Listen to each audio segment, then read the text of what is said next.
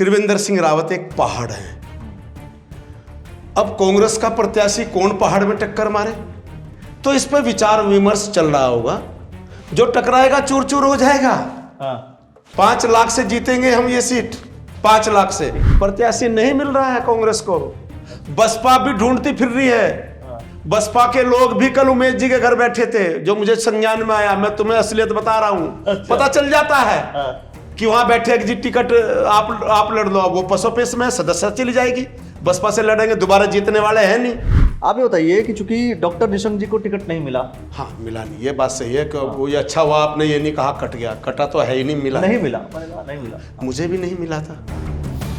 दोस्तों आप सभी को नमस्कार, मेरा नाम अखिलेश है और आप देख रहे हैं द न्यूज वाला नेटवर्क। लोकसभा चुनाव का बिगुल बज चुका है और भाजपा ने अपना प्रत्याशी भी घोषित कर दिया, लेकिन अभी कांग्रेस और बसपा के लोग प्रत्याशी घोषित करने में शायद विचार विमर्श कुछ ज्यादा चल रहा होगा। और साथ में एक और उपचुनाव होना है, वो है मंगलौर विधानसभा का। तो इस पूरे संदर्भ को लेकर के हमारे साथ बैठे हैं देशराज कड़वाल जी, भारतीय जनता पार्टी के प्रदेश उपाध्यक्ष हैं, और साथ में पूर्व विधायक भी हैं जबरेड़ा के। पूर्व विधायक ही कहूँ, निवर्तमान तो नहीं आप? नहीं, मैं पूर्व विधायक हूँ, निवर्तमान में नहीं हूँ। हाँ। जो निवर्तमान होंगे वो उनसे आप पूछना। नहीं, वो अभी कोई नहीं निवर्तमान क्योंकि हर जगह इलेक्शन हो चुके हैं। खैर, अभी एक बात बताइए मुझे कि बीजेपी ने प्रत्याशी घोषित कर दिए हैं, कांग्रेस अभी घोषित नहीं कर पा रही है, तो क्या रीजन क्या हो सकता है आपके हिसाब से? देखिए, आज कई दिन हो गए हैं, भारतीय जनता पार्टी ने अपना प्रत्याशी घोषित कर दिया है। पहली लिस्ट में नहीं बल्कि दूसरी लिस्ट में घोषित किया है। उसके बावजूद, क्योंकि त्रिवेंद्र सिंह रावत एक पहाड़ है। अब कांग्रेस का प्रत्याशी कौन पहाड़ में टक्कर मारे, तो इस पर विचार विमर्श चल रहा होगा। अखिलेश जी, तो इसलिए कांग्रेस का कोई प्रत्याशी सामने आने को तैयार नहीं है। नहीं, कांग्रेस का प्रत्याशी, कांग्रेस से उमेश कुमार जी ने भी बोला था कि हम लड़ सकते हैं। हरीश रावत जी हैं, डॉक्टर हरक सिंह रावत जी हैं, तो लड़ने को तो तैयार बैठे हैं। देखिए, मैंने कल भी एक इंटरव्यू में कहा था, हरीश रावत जी बूढ़े शेर हैं। बूढ़े शेर हैं। अच्छा। लेकिन त्रिवेंद्र सिंह रावत युवा शेर हैं, युवा, जिनकी दहाड़ के सामने कोई टिक नहीं पाएगा। आप त्रिवेंद्र सिंह रावत जी को कभी युवा शेर बता रहे हैं, कभी कह रहे हैं पहाड़ है, कोई उनसे टकराएगा नहीं।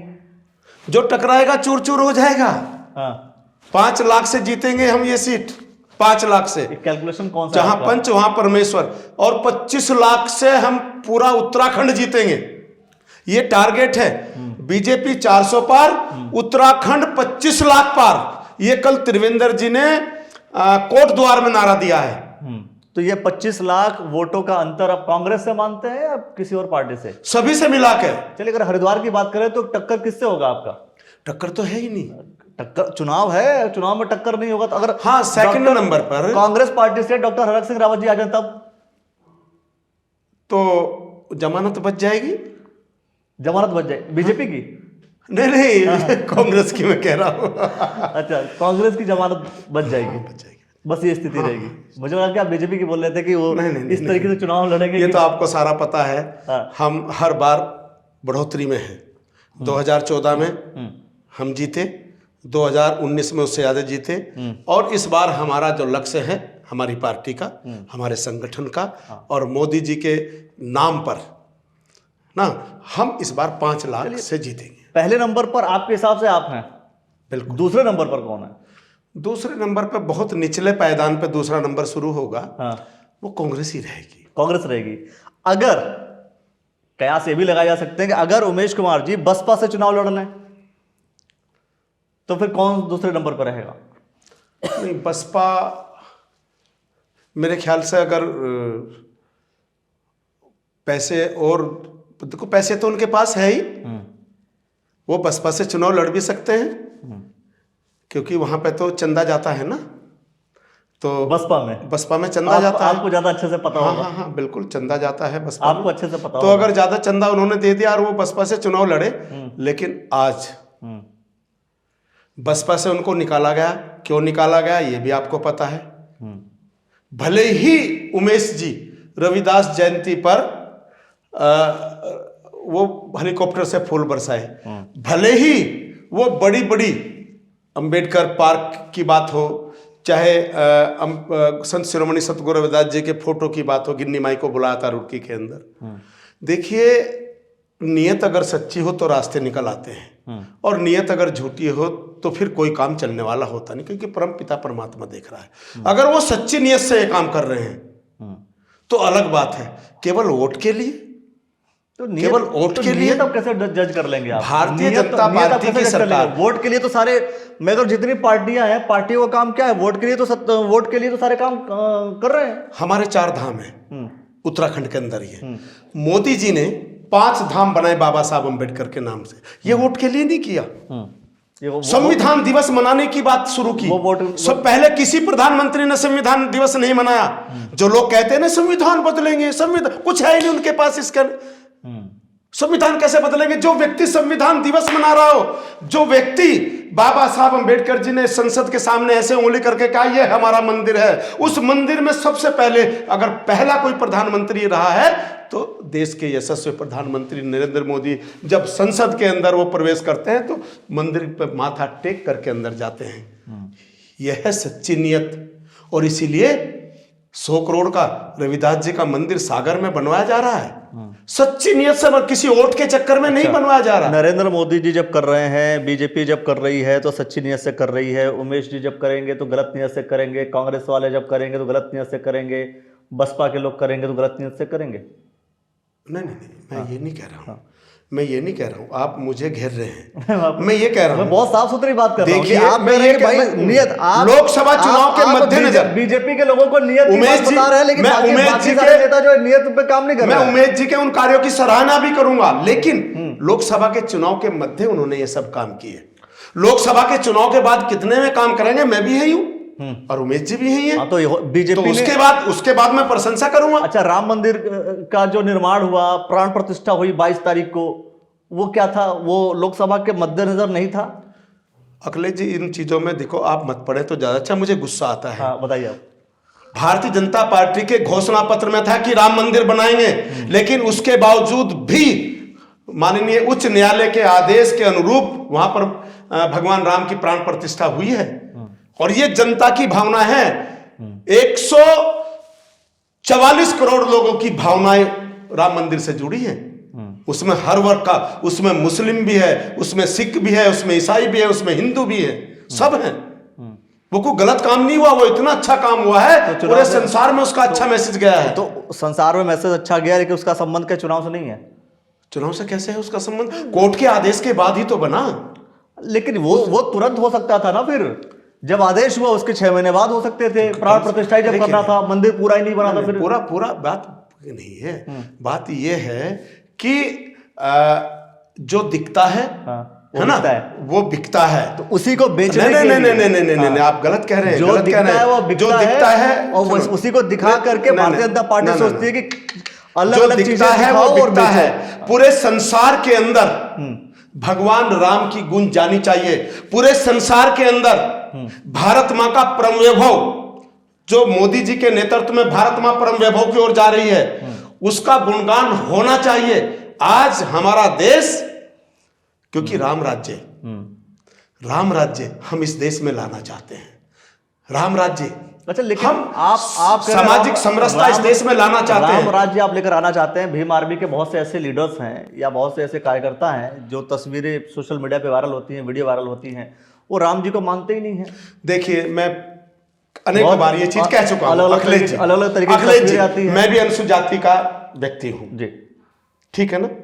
और मैं एक बात जरूर कहता हूं, मोदी जी के नेतृत्व में, चाहे वो बाबा साहब अंबेडकर जी के नाम पर प्रतिष्ठित स्थान बने हो, चाहे वो बाबा साहब अंबेडकर जी का सपना साकार हो रहा हो। 2014 में जब नरेंद्र मोदी जी रुड़की में आए थे तो मैंने एक नारा दिया था कि बाबा तेरा मिशन अधूरा, नरेंद्र मोदी जी करेंगे पूरा।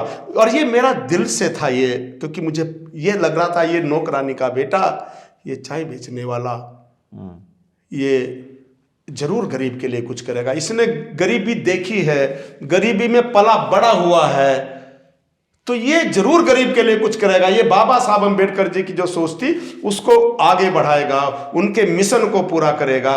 इसलिए मैंने नारा दिया था और आज वो नारा पूरा हो रहा है। तो ये जो बाबा साहब अम्बेडकर जी के नाम पर दुकानें चला रखी थी इन्होंने, चाहे वो भीम आर्मी हो, आज आजाद समाज पार्टी के रूप में जो सामने है, भीम आर्मी तक ठीक था। भीम आर्मी तक ठीक था जब वो समाज के हित की बात कर रहे थे, लेकिन जब जैसे ही उन्होंने पार्टी बना ली और पार्टी बनाने से पहले भी अनल गरल बातें जो उन्होंने उलूल जुलूल बातें जो की, वैचारिक भ्रांति फैलाने के लिए समाज में, क्योंकि मोदी जी के नेतृत्व में अनुसूचित समाज में बाबा साहब अम्बेडकर जी के नाम पर, संत शिरोमणि सतगुरु रविदास जी के नाम पर, हमारे महापुरुषों के नाम पर जो काम बढ़ा आगे, तो उनकी दुकानें में ताले लग गए। अपनी दुकानों के ताले खोलने के लिए वो लोग वैचारिक भ्रांति फैला रहे हैं। तो ये बताइए, ये ताले इस लोकसभा चुनाव में खुलेंगे नहीं खुलेंगे उनके? मतलब वोटर्स जो है, अनुसूचित जाति के जो वोटर्स हैं, वो बीएसपी के पास जाएंगे या अन्य जो दलों में जाएंगे या नहीं जाएंगे? क्या लगता है आपको? उत्तर प्रदेश के अंदर हम जीत रहे हैं। जब सपा और बसपा का गठबंधन हुआ, उससे बड़ा गठजोड़, उससे बड़ा गठबंधन इस देश के अंदर कोई हो ही नहीं सकता। कोई नहीं हो सकता। कितनी सीटें जीत के गए और आज तो गठबंधन भी नहीं है। अच्छा बताइए, जैसे एक बात कही जाती है कि आप ऋषिकेश, धर्मपुर, डोईवाला, ये 3 सीटें हैं, 3 सीटों से बीजेपी जो है बहुत ज़्यादा लीड ले लेती है और उसी लीड के बेसिस पर ये प्लेन वाले एरिया में, अगर हम हरिद्वार जिले की बात करें, इस जिले में थोड़ी बहुत डिसबैलेंस भी हो जाए तो कोई दिक्कत नहीं आती है। लेकिन अगर वही कोई जैसे मैंने डॉक्टर हरक सिंह रावत का नाम लिया या हरीश रावत जी का नाम लिया, इतना कोई मजबूत चेहरा अगर लड़ता है और पहाड़ के जो वोट्स हैं, खासतौर पर जो 3 विधानसभाओं का मैं जिक्र कर रहा हूँ, वोट्स उस समय डिस्ट्रीब्यूट हो जाएंगे, तो क्या बीजेपी के लिए खतरनाक स्थिति नहीं पैदा हो जाएगी? देखिए, सबसे पहले तो मैं अखिलेश जी आपको कहूँगा कि हरिद्वार का जनमानस आज ये समझ गया है कि हमारा हित कहाँ है। देश के यशस्वी प्रधानमंत्री मोदी है तो मुमकिन है, उन्होंने कहा कि अगला दशक उत्तराखंड का होगा। तो सारे पढ़े लिखे हैं, आप भी, मैं भी, सब लोग जानते हैं कि मोदी जी जो कहते हैं वो करते हैं।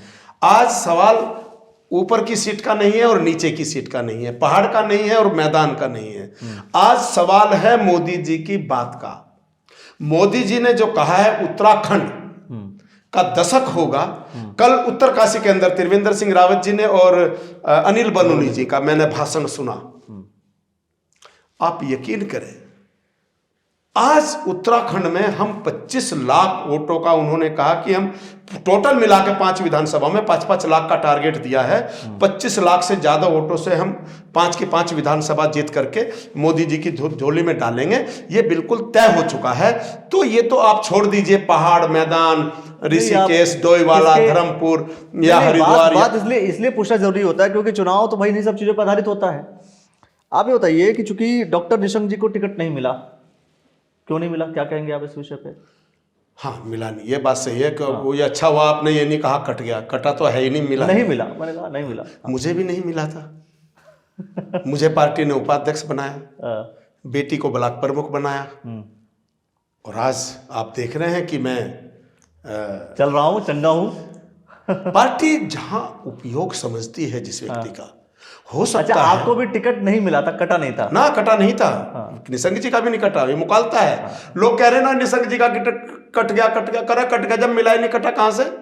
मिला नहीं ना, दिया नहीं टिकट, पार्टी ने कुछ और अच्छा सोचा होगा। निशंक जी सर्वगुण संपन्न व्यक्ति हैं। 2014 से पहले अखिलेश जी, ये लोकसभा गूंगी और बहरी थी, यहाँ का सांसद बोलता नहीं था। आप क्लिप निकालिए लोकसभा की, गूंगी और बहरी थी। निशंक जी के जाने के बाद वहां पे निशंक जी के माध्यम से हरीश रावत जी कुछ नहीं बोलते थे। आप क्लिप निकाल लीजिए। चलिए, अभी बताइए कि अभी हम यहाँ की अगर हम बात करें, उपचुनाव में, मंगलौर उपचुनाव की बात करें, तो वहां पर आपकी भी दावेदारी देखने को मिली। और सबसे बड़ी बात है, चुनाव भारतीय जनता पार्टी करा क्यों नहीं रही है? यहाँ पर कराना चाहिए, अभी भी करा देना चाहिए था। असल में क्या है, टेक्निकल प्रॉब्लम है। माननीय न्यायालय में ये मामला विचाराधीन है। और जहाँ तक मेरी दावेदारी की बात है, भारतीय जनता पार्टी मंगलौर के अंदर, मैं बहुत सहज भाव से कह रहा हूँ और बहुत आराम से कह रहा हूँ, पहले नंबर पर आएगी और काजी जी तीसरे नंबर पर जाएंगे। ये मैं अब कह रहा हूँ। और आज ये बंगलोर का जब उपचुनाव होगा और रिजल्ट आएगा तो वहां पर आप मुझे पुनः ये सवाल पूछ लेना कि फला तारीख को आपने ये बात कही थी तीसरे नंबर वाली, ये पूरी हुई या नहीं हुई। कई बार लोग ये समझ रहे थे कि आपने बोला कि पहले नंबर पर, तो वो सोच रहे थे काजी आएंगे या बीएसपी का कोई कैंडिडेट आ जाएगा। हाँ हाँ, और तीसरे नंबर पर बीजेपी आएगी। आज तक लगातार तीसरे नंबर पर बीजेपी, तीसरे नंबर पर बीजेपी। आपके पास ऐसा कौन सा समीकरण है जिससे आप जो है कह रहे हैं सीट निकाल देंगे, पहले नंबर पर आ जाएंगे? देखिए अखिलेश जी, वहाँ का समीकरण बिल्कुल स्पष्ट है। बताइए। वहाँ का जो मेरा दलित समाज है, अनुसूचित समाज है, चमार समाज है, वो निर्णायक वोट है। और मैं इस चैनल के माध्यम से ये वादा कर रहा हूँ, मैं उनसे जाकर के प्रार्थना करूँगा। और क्योंकि काजी जी, बड़े काजी जी और हाजी जी आज स्वर्ग में हैं जी। हम उनकी शान में कोई चीज़ कहना उचित भी नहीं है, लेकिन आज छोटे काजी जी विराजमान हैं। 3 बार विधायक रहे। बड़े काजी जी 7 बार विधायक मुझे बताया और 2 बार कैबिनेट मंत्री रहे। बड़े काजी जी राष्ट्रीय लीडर रहे, छोटे काजी जी भी राष्ट्रीय लीडर हैं, हाजी जी 2 बार विधायक रहे। कितना काम हुआ आप जाकर देखिए जाकर के वहां पे आप सर्वे करिए। एक दिन में टांडा भड़ना चलेगा, 1 घंटा जाम में फंसा रहा, बाईपास तक नहीं आज तक बनवा पाए, बाईपास तक। मैं कितनी बार विधायक रहा अखिलेश जी? 1 बार। 5 साल।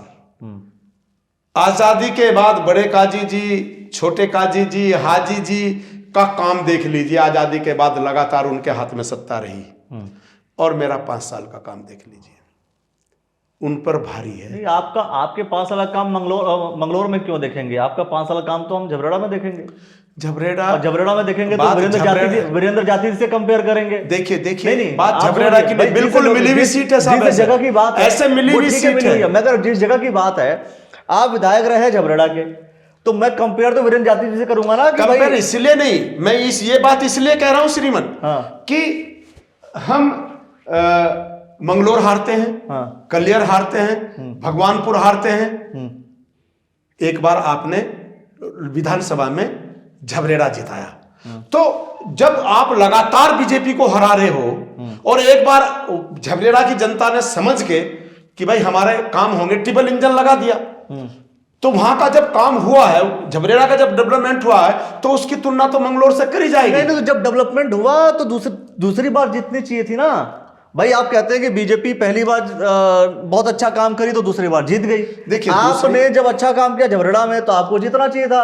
नहीं, देखिए पार्टी ने टिकट तो दिया नहीं, एक बात। दूसरी तरफ देखिए जो व्यक्ति लड़ा वो भी हारा बीजेपी से। तो अगर काम अच्छा किया होता तो वही आ रहा हूं। देखिए, आज हम अगर निशंक जी को नेग्लेक्ट करेंगे तो ये अच्छा नहीं है। नहीं, मैं उनको नेग्लेक्ट नहीं कर रहा हूं। मैं तो वहां पे जो प्रत्याशी झबरेड़ा की बात कर रहा हूं। देखिए, मैं झबरेड़ा की बात कर रहा हूं। जिस तरह से जो मेरे संज्ञान में है कि कुछ लोगों ने उसमें मेरा नाम भी आया कि निशंक जी का फोटो हटा दिया, जो ये अभी कार्यक्रम हुआ था, वो गलत है। मेरा भी फोटो हटा दिया था। जब कार्यालय का उद्घाटन हुआ तो मेरा फोटो हटा हुआ था। तो कार्यकर्ताओं में रोष होगा। तो कहीं ना कहीं क्योंकि नए प्रत्याशी थे हमारे, वो भाजपा की रीति नीति से अच्छी तरह वाकिफ नहीं थे, उसका खामियाजा भारतीय जनता पार्टी को हमें भुगतना पड़ा। तो ये कारण था, ऐसा नहीं है। फिर हम 2019 में लोकसभा भी जीते, 2014 में लोकसभा जीते, 2017 में हम विधानसभा जीते, ऐसा नहीं है। और अब आज फिर मैं बता रहा हूं आपको, फिर हम लोकसभा जीतेंगे। चलिए ठीक है। लोकसभा चुनाव फिलहाल झबरेड़ा पे ज़्यादा आपने कुछ कहा नहीं। मुझे लगा कि आप झबरेड़ा पे बहुत कुछ कहेंगे कि भाई ऐसा नहीं है, काम हमने कराए थे, वीरेंद्र जाति जी ने नहीं कराए हैं। वीरेंद्र जाति जी, मैं फिर कह रहा हूं, मैं उमेश जी को भी कहता हूं और वीरेंद्र जाति जी को भी कहता हूं, ममता जी को भी कहता हूं। इन 3 ये विधानसभा, मंगलोर विधानसभा और झबरेड़ा विधानसभा और भगवानपुर विधानसभा, ये तीनों ऐसे मिली हुई है, तीनों मिली हुई है एक दूसरे से। मैं तीनों विधायकों को चैलेंज करता हूं। मंगलोर में तो है नहीं, मैं काजी, इस बहाने काजी जी को करूंगा, मैं जाति जी को करूंगा और ममता जी को करूंगा। मेरे जितना काम यदि वो करा लेंगे तो मैं मान जाऊंगा। क्या मानेंगे?